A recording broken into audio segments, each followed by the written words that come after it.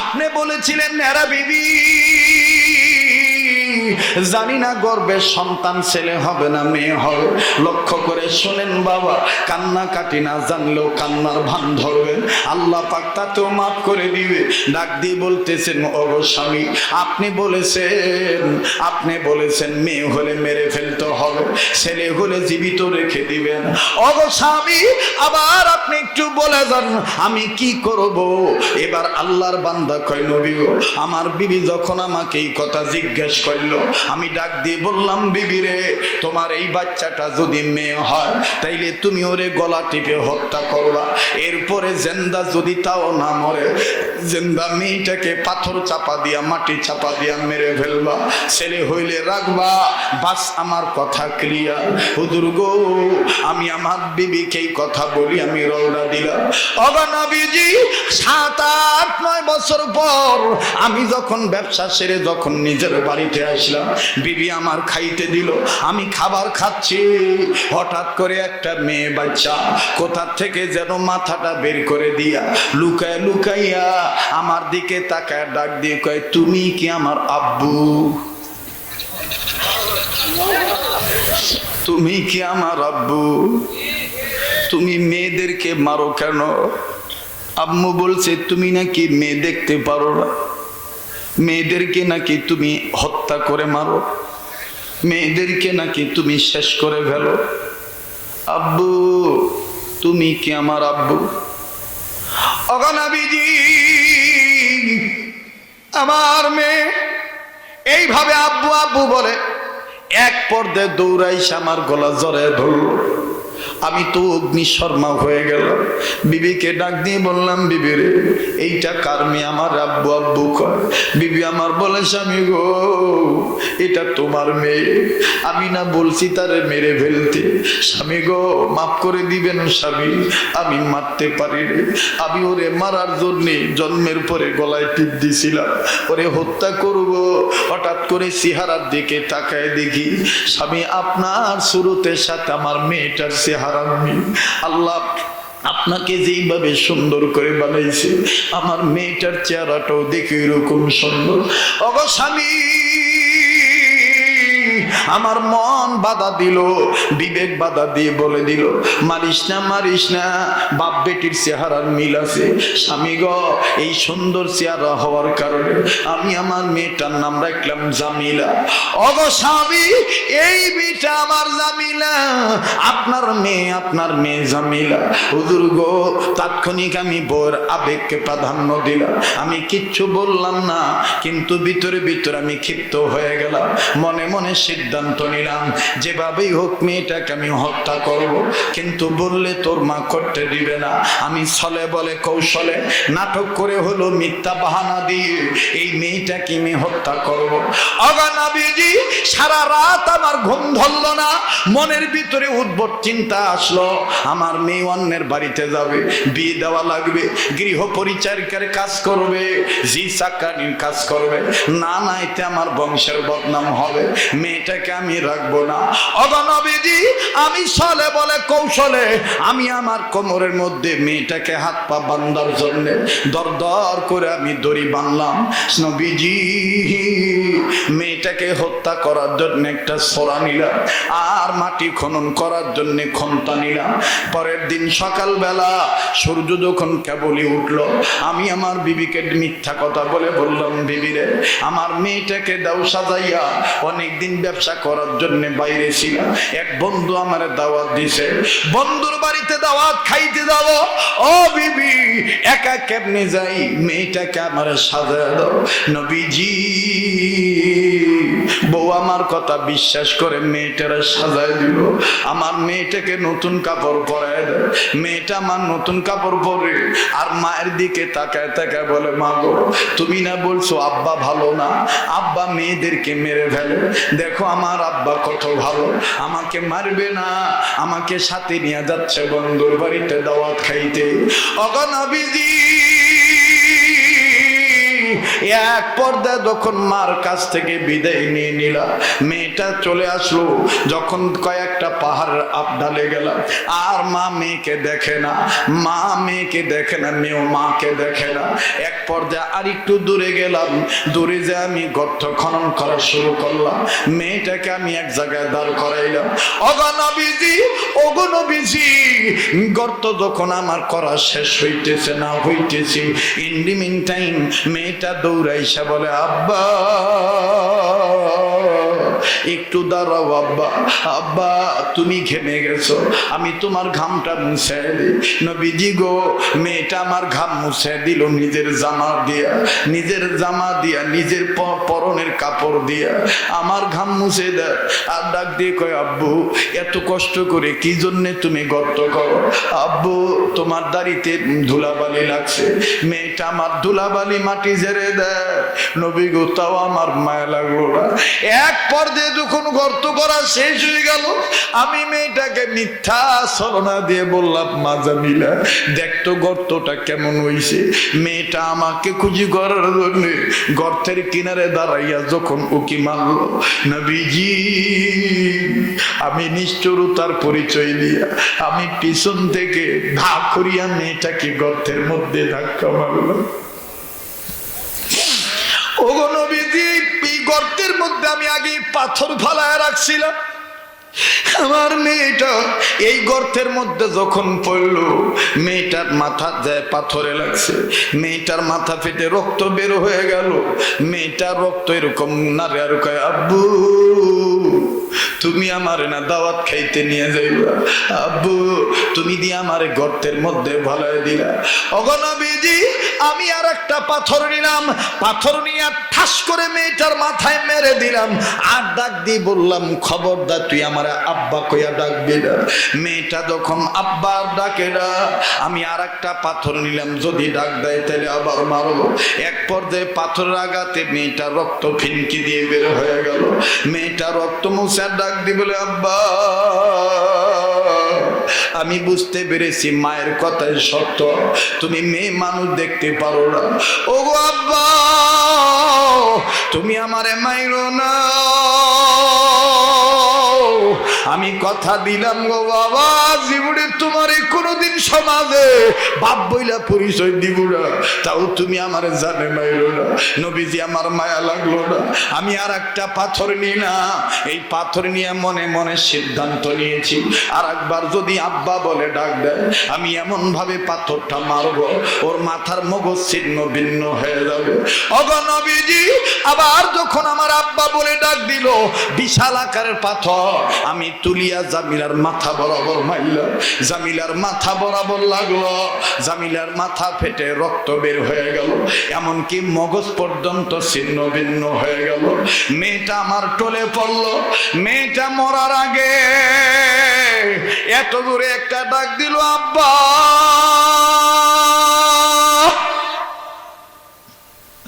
ওগো নবীজি, ওই আব্বা ডাক এখন আমার কানে লাগে। ঘুমাইতে গেল শান্তি পাইরা। ইয়া রাসূলুল্লাহ, ইয়া হাবিবাল্লাহ, আপনি বলেন আমার মতন এই গুনাহগারকে কি আল্লাহ মাফ করবে? নবীজি চোখের পানি মুছে আর কান্দার বলে, ওগো আল্লাহর বান্দা, মানুষ কি পারে এত নিষ্ঠুরতার পরিচয় দিতে? আহারে, মানুষ কি পারে এই ধরনের পশুর মতন কাজ করতে? বাবাজি, এই জন্যই নবীজি হাদিসের মধ্যে পাওয়া যায়, অন্যান্য মেয়েদেরকে, নিজের কন্যা সন্তানদেরকে নবীজি নাম ধরে ডাকতেন কুলসুম, জয়নব, কিন্তু ফাতেমাকে আল্লাহর নবী কোনোদিন নাম ধরে ডাকে নাই। ফাতেমাকে আমার নবী সব সময় মা বলে ডেকেছেন। চিৎকার দিয়া বলেন সুবহানাল্লাহ। এই জন্য বাদান, যাদের বাড়িতে মেয়ে আছে, একটা মেয়ে মানে একটা জান্নাত, দুইটা মেয়ে মানে দুইটা জান্নাত। আমার ভাইরা, পাঁচটা মেয়ে মানে পাঁচটা জান্নাত। মেয়েটা আমার কান্দার ডাক দিয়ে বলে, আব্বু গো, আব্বু আব্বু তুমি না আসলে আমার আর ভাল লাগবে না। যদিও মেয়েটাকে সান্ত্বনা দিয়ে মোবাইল রেখে দিলাম, কিন্তু দিলের মধ্যে একটা ভয় ঢুকে গেল। আহারে, আমার মেয়ে আমার অপেক্ষায় রইল। এমনও তো হইতে পারে এই 12 দিনের মধ্যে আমার মরণ হইয়া যাইতে পারে, আমি আর জীবিত বাড়িতে নাও যাইতে পারি। আমার চোখ বন্ধ মুখ বন্ধ দেখা মেয়েটা চিৎকার দিয়া কানবে। কাছেই বাজান দুনিয়া কিন্তু থাকার জায়গা না, হায়াত আমার সীমিত, রিজিক আমার নির্ধারিত, মরণ আমার অবধারিত। কথা বলেন ঠিক না বেঠিক? আর বন্ধু, কেউ যদি চলে যায় চলে যেতে দিবেন বাবা। উম্মতে মুহাম্মদীদের জাহান্নাম থেকে বাঁচার পথ হলো 4টা। 2 নম্বর হলো আলেমের ছাত্র হওয়া। কেন গো বাজান? মদিনাতুল উলুম আটাপাড়া মাদ্রাসায় কেন আপনি বাচ্চা দিবেন না? কেন নিজ এলাকায় মাদ্রাসায় আপনার সন্তানকে মক্তবে পাঠাবেন না? আরে বাবাজি, নিজের সন্তানকে যদি আলেম বানান, নিজের সন্তানকে যদি কোরআন হাদিস শিক্ষা দেন, দেখেন বাজান, বাপ যদি গুনাহগার হইয়া থাকে, বাবা যখন কবরে যাবে, ছেলে মেয়ে কোরআন তেলাওয়াতের বরকতে আমার আল্লাহ বাপ মার কবর আযাব মাফ করিয়া দিবে। দেখেন রে বন্ধু,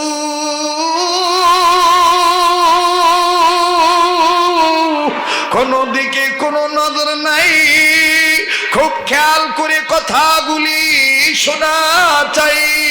আল্লাহু আকবার। জমিনের উপর আসমানের নিচে যতগুলি তাফসীরের কিতাব আছে, আলেমদের কাছে জিজ্ঞেস করে দেখবেন বাবা, সবচাইতে বড় তাফসীরের কিতাবের নাম হলো তাফসীরে কাবির। এই তাফসীরে কাবিরের মধ্যে আছে ফখরুদ্দীন রাজি রহমাতুল্লাহি আলাইহি তাফসীরে কাবিরের মধ্যে ঘটনাটা এইভাবে লেখেন। আল্লাহর একজন পয়গম্বর, আল্লাহু আকবার, আল্লাহর একজন পয়গম্বর আল্লাহ পাকের নির্দেশে নিজের কর্ম করার জন্য নিজে যাচ্ছিলেন। প্রতিমধ্যে বাজানরে একটা কবর দেখলেন। খুব খেয়াল করে শুনবেন বাবা, এই কবরটা দেখার পর আল্লাহ নবী আল্লাহর পয়গম্বর এই কবরটা দেখলেন। আমার বন্ধুগণ নজর করে দেখে কবরের ভিতর থেকে দাউ দাউ দাউ দাউ করে আগুন জ্বলে উঠতেছে। পয়গম্বর বুঝতে বাকি রইল না যে কবরে কঠিন থেকে কঠিন তর আযাব হইতেছে। পয়গম্বর কাউকে কিচ্ছু বললেন না, নিজেই নিজে কর্ম করার জন্য চলে গেলেন। আর বাবাজি, কর্ম যখন শেষ হয়ে গেল, এইবার পয়গম্বর আবার ওই রাস্তা দিয়ে আসতেছেন। আসার সময় পয়গম্বর আবার সিদ্ধান্ত নিলেন, একটু আগে যেই কবর আযাব দেখছি, এখন আমি আবার ওই কবরটা দেব। আবার যখন পয়গম্বর কবরের দিকে নজর দিল, এইবার পয়গম্বর নজর দিয়ে দেখেন একটু আগে যে কবরে আযাব ছিল, এখন আর ওই কবরে কোনো আযাব নাই। কবরওয়ালা জান্নাতি বিছানায় ঘুমায়। এ যারা কোরআন বিশ্বাস করেন, তাফসীর বিশ্বাস করেন, আওয়াজ দিয়ে মায়া করে বলেন সুবহানাল্লাহ, আওয়াজ দিয়ে বলেন সুবহানাল্লাহ। পয়গম্বর ডাক দিয়ে বললেন, মালিক,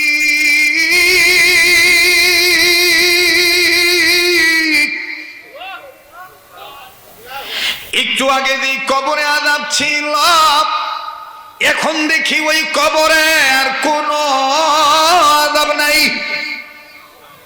ওগো আল্লাহ, তোমার দরবারে জানবার চাই, কোন কাজের উসিলায় তুমি তোমার গোলামরে মাফ করলা, জানো গো আল্লাহ। আল্লাহু আকবার। শেষ করে দেব? হ্যাঁ, তো 2-1জনের ওঠাউঠি দেখে আপনি চলে যাবেন। কেউ আসছে বক্তা দেখতে, কেউ আসছে বয়ান বুঝতে। কথা কম ঠিক কিনা? আবার বলেন আল্লাহু আকবার। বাবাজি, এটাও আপনাদের জানা আছে, রাত্র যত গভীর হবে এই পাগলের কণ্ঠ তত ক্লিয়ার হবে। এটা হলো আমার পুরানো দোষ। কথা কয় না? কাজেই বাজান ঘাবড়াবেন না। আরে বন্ধু, যিনি চলে যাবেন ওনাকে যেতে দিবেন। আপনার কবরে আপনি যাবেন, আমার কবরে আমি যাব। কাজেই কারো যাওয়া দেখে কেউ যাব না। মান আরাফা নাফসাহু ফাকাদ আরাফা রাব্বাহু, যে নিজের চিনল সে আমার আল্লাহরে চিনল। কথা বলেন ঠিক না বেঠি? এবার পয়গম্বর ডাক দিয়ে বললেন, মালিক,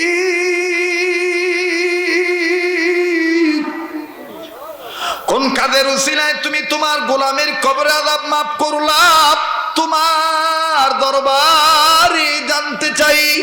আল্লাহ পাক ডাক দিয়ে বললেন, পয়গম্বর, এই কবরওয়ালা গুনাহগার, এই কবরওয়ালাকে আমি আযাব দিয়েছি। এ বাজান বলেন, আল্লাহর নবীরা আল্লাহর সাথে কথা বলছেন কি বলেন নাই? কথা কয় না, আরো জোরে বলেন, বলছেন কি বলেন নাই?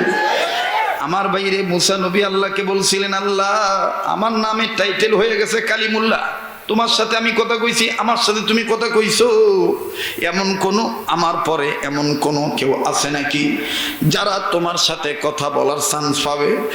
আল্লাহ বললেন, মুসা রে, এমন একজন নবী আছে, ওই নবীর এমন উম্মত আছে, এই উম্মতেরা যখন কোরআন তেলাওয়াত করবে তাদের সাথে আমি আল্লাহর সাথে তাদের কথা বলা হয়ে যাবে। বলো আউয়াল আলিফ বা তা না খানি যে কুরআন দর সে খানদান কাইতোয়ানি।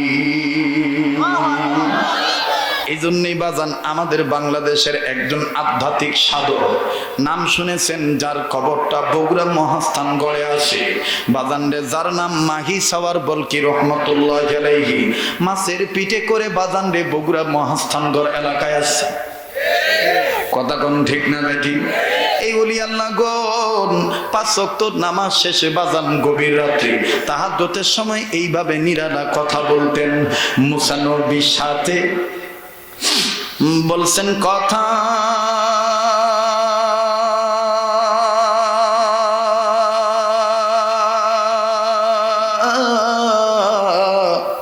কুহে তুরে নিয়া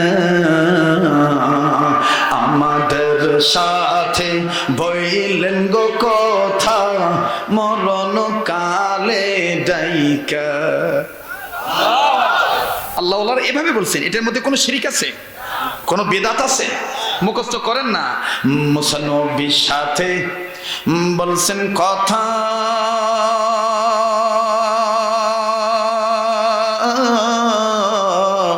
কুহে তুরে নিয়া আমাদের সাথে, বলেন আমাদের সাথে। যার ভাল লাগে বুঝে নেন, আল্লাহ আপনাকে মাফ করে দিয়েছে, আল্লাহ আপনাকে ভালোবাসে। বলেন আমাদের সাথে বইলেন গো কথা, মরণ কালে ডাইকা। একটা ডাক দেন না, বলেন আল্লাহ। ইব্রাহিম নবীর সাথে বলছেন কথা,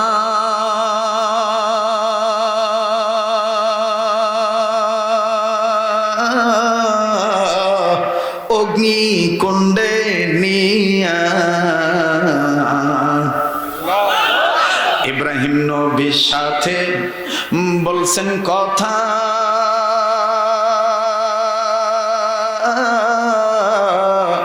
অগ্নি কুণ্ডে নিয়া আমাদের সাথে বইলেন গো কথা। জবান খোলো বাবা।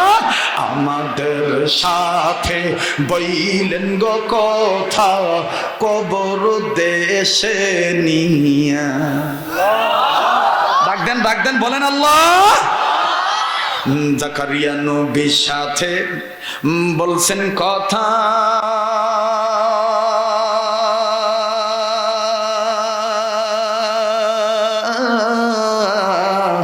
কড়াতে চিড়িয়া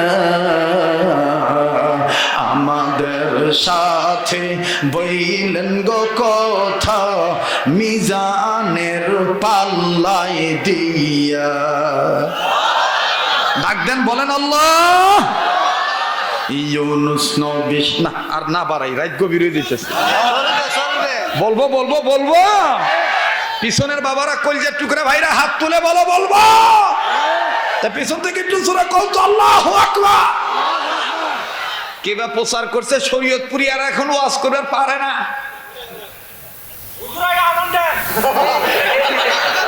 আজান পরে, আগে ওয়াজ শেষ করি। দিমু আজান নাকি? পরে পরে আগে বয়ান শেষ করে নি, কথা কম ঠিক কিনা? এ যারা চলে যাওয়ার দুই একজন জানতো বাপ, তাড়াতাড়ি যান। এই মিশামিশি হাঁটলে এলে ওযু করে নাই, গোসল করে নাই, আগে শুষিছে না মুতা পানি দিছে তার নাই ঠিক। ওয়াজ না ফিলত আসে ওর জন্য ওর মন খালি ছটপট ছটপট করছে, কথা কয় না।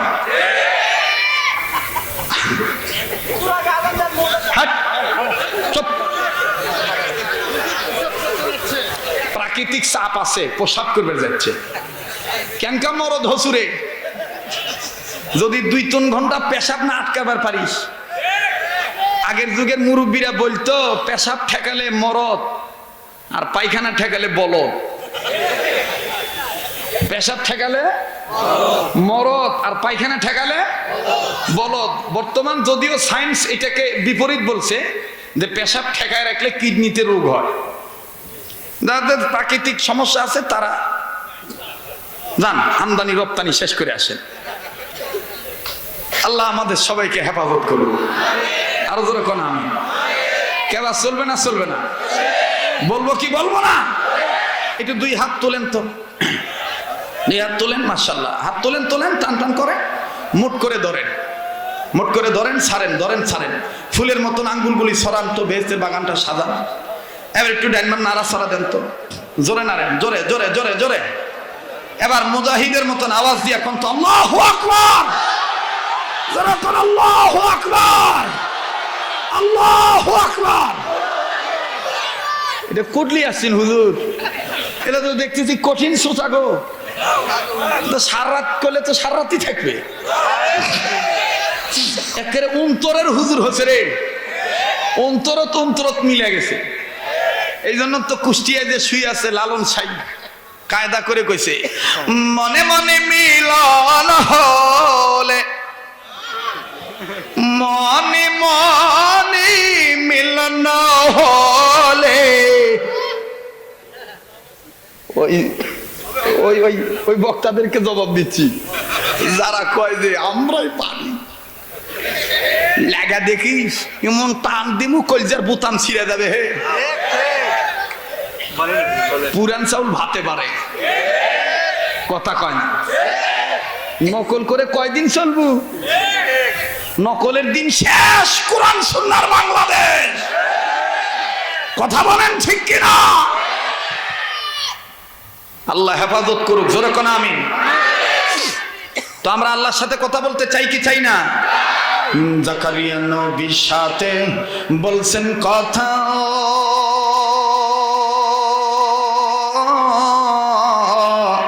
করাতে চিড়িয়া আমাদের সাথে বইলেন গো কথা, মিজানের পাল্লায় দিয়া। ডাক দেন, ডাক দেন, বলেন আল্লাহ, বলেন না আল্লাহ। ইউনুস নবীর সাথে বলছেন কথা,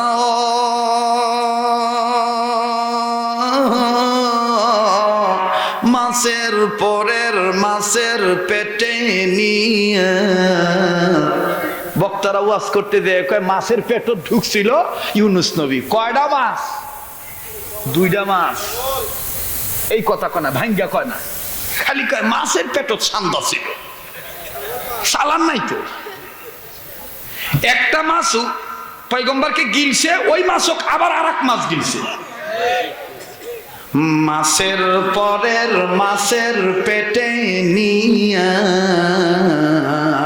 আমাদের সাথে বইলেন গো কথা, আমাদের সাথে বইলেন গো কথা, পুলসিরাতের পুলে দিয়া।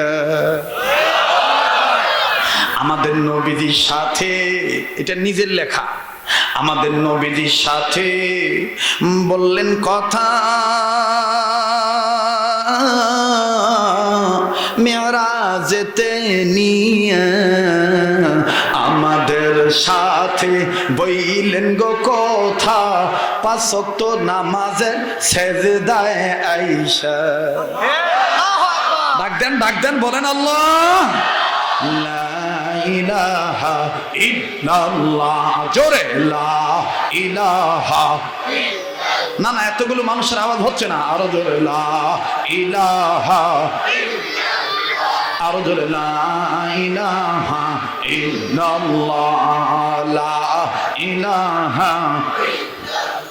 ভাইজান বহু দূরে মাদিনা, আমরা কেমনে যাব জানি না। বলেন, বহু দূরে মাদিনা, আমরা কেমনে যাব জানি না। দয়া কর দয়ার আল্লাহ, দয়া কর আল্লাহ, পুরাও মনের বাসনা। লা ইলাহা ইল্লাল্লাহ, জোরে লা ইলাহা, আর জোরে লা ইলাহা ইল্লাল্লাহ, লা ইলাহা। ভাইজান রিক্সা চলে না চালক সারা, নৌকা চলে না মাঝি সারা, ঠিক কিনা বলেন? রিক্সা চলে না চালক সারা, নৌকা চলে না মাঝি সারা, দুনিয়া চলে না আল্লাহ ছাড়া। জোরে, দুনিয়া চলে না, আরো জোরে, দুনিয়া চলে না আল্লাহ ছাড়া, মুমিন চলে না জিকির ছাড়া। লা ইলাহা, আরো জোরে লা ইলাহা, লা ইলাহা ইল্লাল্লাহ মুহাম্মাদুর রাসূলুল্লাহ সাল্লাল্লাহু আলাইহি ওয়াসাল্লাম। আরে বন্ধু,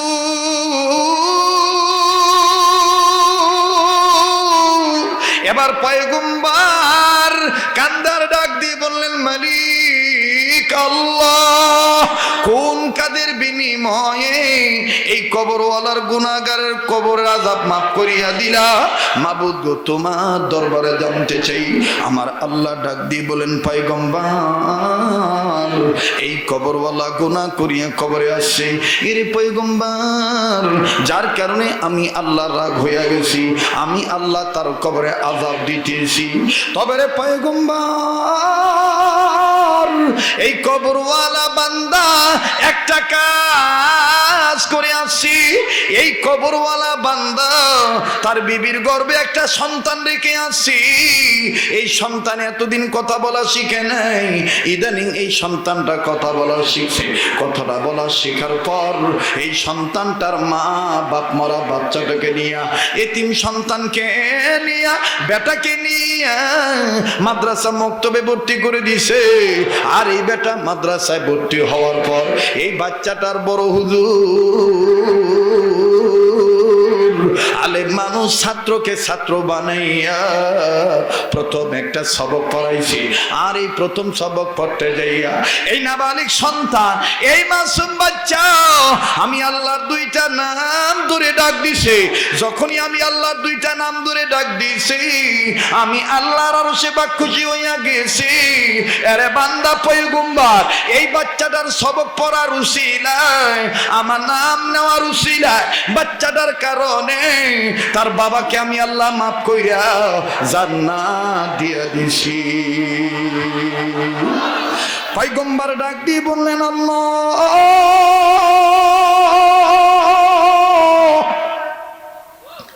এই সবকটা কোন সবক? যেই সবক পড়তে যাইয়া বাপের গুনার কবর আযাব আল্লাহ মাফ করিয়া দিলা। এ ভাইয়া, বগুড়ার বাইরা, গাবতলির বাবারা, সোনারায়ের বাইরা, আটাপাড়া এলাকা আগত বাবারা, আমার কলিজার টুকরা যুবক বন্ধুরা, ও পর্দানি সিম্মা বোনেরা, মনে বড় খুশি লাগবে কথাটা শুনলে। এই সবক কিন্তু বাদানি আটাপাড়া মদিনাতুল উলুম মাদ্রাসাতেও পড়ানো হয়। পয়গম্বর ডাক দিয়ে বললেন, আল্লাহ, সবকটা কোন সবক তোমার দরবারে জানবার চাই। আল্লাহ পাক ডাক দিয়ে বললেন, পয়গম্বর, এই সবকটা অন্য কোন সবক নয়। শোনো শোনো, এই সবক পড়েছে। আরে বাবাজি, পয়গম্বর কান্দার বলে আল্লাহ কোন সবক বলেন না। আল্লাহ পাক ডাক দিয়ে বললেন পয়গম্বর আমি তো বলতেইছি, আমি তো বলবো, কিন্তু তুমি কান্দো কেন? এরে পয়গম্বর তোমার দিলের খবর আমি জানি, এরপরও তুমি কেন কাঁদতেছো তোমার জবান থেকে শুনতে চাই। পয়গম্বর ডাক দিয়ে বললেন আল্লাহ আমি কাঁদতেছি এই বাচ্চাটাকে চিন্তা করে। ওগো আল্লাহ এই বাচ্চাটার কারণে তার বাবা কঠিন আযাব থেকে মাপ পাইয়া গেল। আল্লাহ গো আমার ভিতরে ফিকির আইছি, চিন্তা আসছে দুনিয়ার সব বেটা বেটি যদি এইরকম সবক পড়তো, সব ছেলে মেয়েদের বাপ মার কবরে আযাব মাফ হইয়া যাইতো। কথা বলেন ঠিক না বেঠি? আরো জোরে বলেন ঠিক না বেঠি? বাজান রে আমার বন্ধুগণ, আমার ভাইরা, এরে বাজান রে কার বাপ আছে কার মা নেই, কার মা আছে কার বাবা নেই। এ বন্ধু দেখেন তো মা বাবার জন্য দিলটা নরম হয়নি, আপনার একটু কান্নার কারণে বাপ মার কবরে যাব আল্লাহ মাফ করে দিবে। বাজান রে দুনিয়ায় যার বাবা নাই তার মতন বড় দুঃখের কেউ নেই, আবার যার মা নাই তার মতন বড় অভাবীও কেউ নেই। এক মিনিট আমি আপনাদেরকে বলে দেই বাপ কত বড় নিয়ামত। বাজান রে দাঁত থাকতে দাঁতের মর্ম বোঝা যায় না, এই দাঁত পড়িয়া গেলে বোঝা যায় দাঁতের কি মর্ম ছিল। ঠিক তেমনি ভাবে যাদের বাবা নাই ওই ভাইয়া ওই বোনেরাই বুঝে বাপের যে কত বড় দরকার ছিল, বাপ যে কি পরিমাণ ডেভেলপ করতাম, কি পরিমাণ উন্নতি সাধনের করতাম। আমার বন্ধুগণ যার বাপ নাই সে বুঝে। এই জন্য আমি আপনাদের কাছে অনুরোধের সহিত বলছি মাঝে মধ্যে মদিনাতুল উলুম মাদ্রাসা আটাপাড়া মাদ্রাসায় আসবেন। এই মাদ্রাসাতে অনেক বাচ্চা আছে, অনেক বাচ্চার বাবা নাই, মা আছে, মা আছে বাবা নাই, আবার বাপ আছে মা নাই।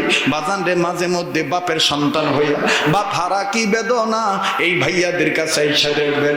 আমি লম্বা করব না, আমি আমার মাদ্রাসার কথাই বলি যেইটা আপনারা ইন্টারনেটের মাধ্যমে আপনারা শুনছেন বাবা। এরে বন্ধুগণ, এরে ভাইয়া, যেটা আপনারা ইন্টারনেটের মাধ্যমে শুনেছেন বাবাজি, আমি আমার মাদ্রাসার কথাটাই বলি। আসরে নামাজের পর বারান্দায় দাঁড়াইয়া, নিজ প্রতিষ্ঠানের বারান্দায় দাঁড়াইয়া আপন মাদ্রাসার ছেলেদের খেলা দেখতেছি। এক এক ভাবে এক এক রকমের ছেলেরা খেলতেছে, কত মজা লাগতেছে দৃশ্য।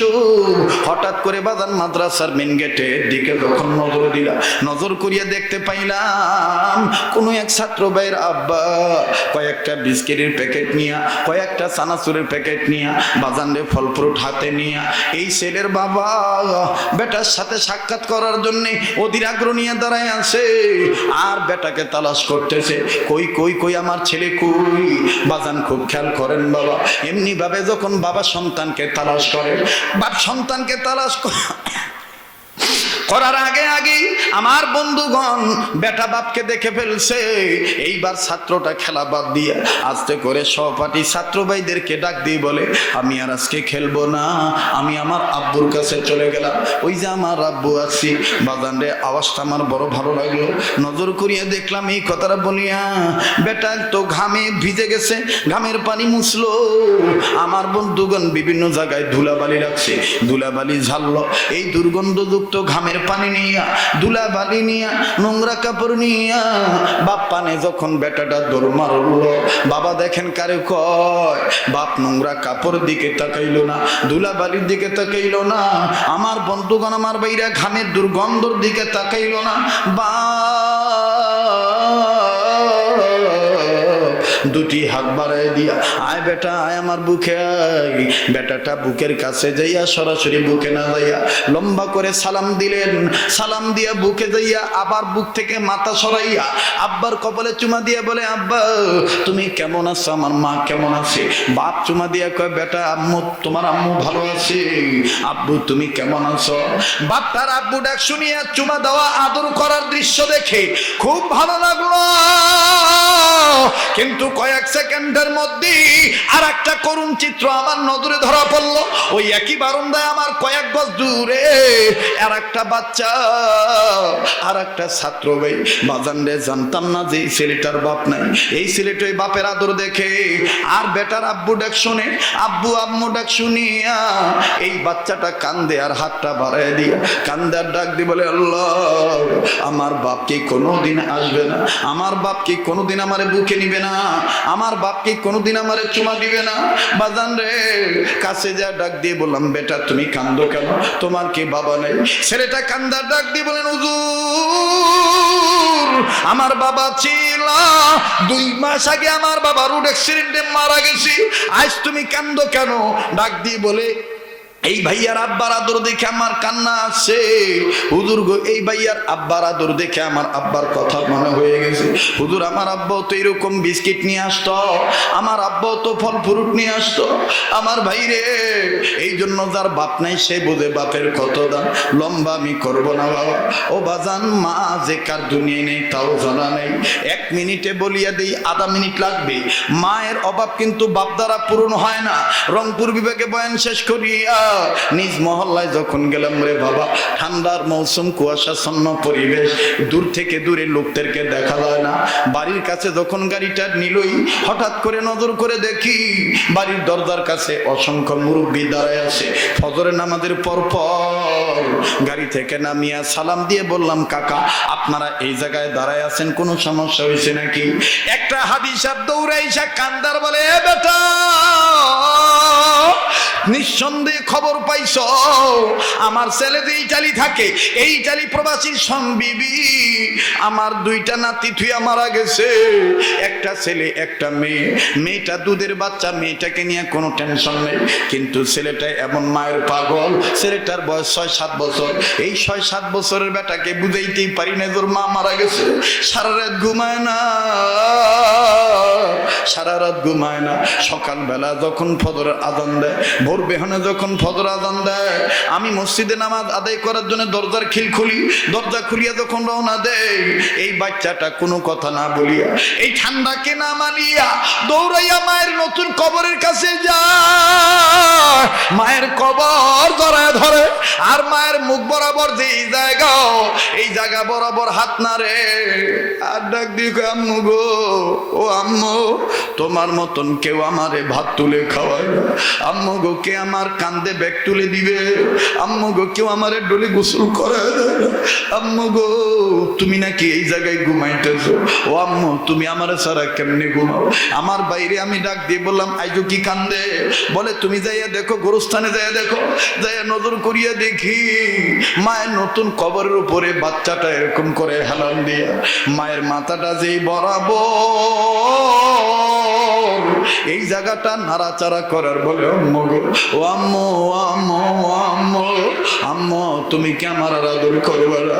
আম্মু আপুকে কি আর দুধু দিবে না? এইভাবে ছেলেটা কান্দে। আল্লাহর কাছে শুকরিয়া আদায় করে বললাম, মালিক তোমার দরবারে হাজারো শুকরিয়া যে তুমি আমার মায়ের এখনো বাঁচায় রাখছো। এ যুবক হাতে ধরি পায়ে ধরি, খবরদার মায়ের সাথে বেয়াদবি কইরো না, বাবাকে কষ্ট দিও না। জগৎ ঘুরে দেখো, মা বাবার মতন দরদি আর কেউ পাইবে না। আমার বন্ধুগণ, আমার ভাইরারি, এই হলো মায়ের কদর। ও বাজান, কার জানি মা নেই দুনিয়ায়, কার জানি বাবা নেই দুনিয়ায়। এই মুহূর্তে কবর থেকে কান্দার ডাক দিয়ে বলে, বেটা রে, মা ফেলে গেলি, বাপ মার জন্য কান্নাকাটি করলি না, একটু দোয়া করলি না? আমরা কবরে এসে খবর পাইলা, কোনো বেটা বেটি, কোনো ছেলে মেয়ে যদি মা বাবার জন্য দান সদকা করে, দোয়া করে, কান্নাকাটি করে, আল্লাহ পাক ছেলে মেয়ের দানের উসিলায়, আল্লাহ পাক ছেলে মেয়ের দোয়ার উসিলায় বাপ মার কবর আযাব মাফ করিয়া দেয়। কাজেই বাজার, মা বাবার কবর আযাব মাসায়, কবর আযাব মাফের আশায় একটা ডাক দেন না, বলেন না আল্লাহ। দেন না, দেন না, দেন না ভাইয়া, ভাইয়া বলেন না আল্লাহ, আবার বলেন না আল্লাহ। বাজান, আমার দিল বলে আজকের মাহফিলে দোয়া কবুল হইয়া যাবে, কারণ আমার নাকটার মধ্যে আল্লাহ ওয়ালাদের গ্রাম আসতেছি। আমার বন্ধুগণ কে জানি আল্লাহ ওয়ালা হয়ে বসে আছে। এরে বন্ধু, আর লম্বা নয়, এইবার ওই আল্লাহর পয়গম্বর ডাক দিয়ে বললেন, আল্লাহ আমি এই জন্য কান্দি, ও আল্লাহ সবকটা কোন সবক তোমার দরবারে জানবার চাই। বাজান আমি আপনাদেরকে বলবো, কিন্তু আমি যেই হাতটা দিয়ে আল্লাহর ঘর প্রতিবার ধরি, এই তো আর কয়েকদিন পর চলে যাব। মুসলমান ভাইরারে আমার, বিভিন্ন রাষ্ট্রের সফর শেষ করে আল্লাহ চাহে তো আরব আমিরাত দুবাই ট্রানজিট হয়, এরপরে মক্কাতুল মুকাররমা মদিনাতুল মুনাওয়ারা লাইলাতুল কদর পালন করব। ঈদের পরই আবার বাদান আমি দেশে আসব। মুসলমান বাইরে যেই হাতটা দিয়া বারবার কাবা ধরি, যেই হাতটা আল্লাহ ওয়ালাদের হাতের সাথে লাগানো, যেই হাতটা লাগতে লাগতে নবী পর্যন্ত লাগানো, আমি মুসাফির মানুষ, মুসাফিরদের দোয়া কবুল হয়। আমি আপনাদেরকে দেখতে চাই বাজান রে, পারলে দিবেন, না পারলে না দিবেন। লিল্লাহি তাকবীর। আরে বন্ধু মনে আছে কিনা জানি না, এইবার আল্লাহর পয়গম্বর ডাক দিয়ে বললেন, আল্লাহ এমন কোন সবক পড়ছে মাবুদ গো আমি জানতে চাই। ও বাজান খুব খেয়াল করে কথাগুলি শোনা চাই। আল্লাহ ডাক দিয়ে বললেন, পয়গম্বর এই বালক সবকটা পড়ছে। কি সবক পড়ছে আমি আল্লাহ তোমারে জানি। এইবার আমার আল্লাহ ডাক দিয়ে বললেন, পয়গম্বর এই বাচ্চাটা প্রথম সবক পড়ছে বিসমিল্লাহির রহমানির রহিম। পড়েন বিসমিল্লাহির রহমানির রহিম। আরে পয়গম্বর তুমি বলা, যেই মাসুম বাচ্চা বলতে পারি আমি আল্লাহ রহমান, আমি আল্লাহ রহিম, বলো আমি রহমান রহিম আল্লাহ হইয়া কেমন করে পারি তার বাবার কবরে আযাব দিতে? চিৎকার দিয়া বলেন সুবহানাল্লাহ। এখন আপনারা বলেন বাজান, এই আটাপাড়া মদিনাতুল উলুম মাদ্রাসা আমার ভাইরা বিসমিল্লাহির রহমানির রহিম পড়ানো হয় কি হয় না? আবার বলেন হয় কি হয় না? তাইলে বাজান এই মাদ্রাসা হওয়াতে আপনারা খুশি না বেজার? এই মাদ্রাসার দরকার আছে না নাই? আমার বন্ধুগণ বলেন তো, উম্মতে মুহাম্মাদীদের জাহান্নাম থেকে বাঁচার পথ কয়টা? নাম্বার 1 আলেম হওয়া, নাম্বার 2 আলেমের ছাত্র হওয়া, নাম্বার 3 আলেমের কথা শোনা, নাম্বার 4 আলেমকে মহব্বত করা। ও বাজান এই সমস্ত মাদ্রাসা হলো আলেম হওয়ার কারখানা, হাফেজ হওয়ার কারখানা। এই মাদ্রাসাগুলি যতদিন টিকে থাকবে কোনো বাবার শক্তি নেই মানুষকে বানর বানাইতে পারে। কথা বলেন ঠিক কিনা?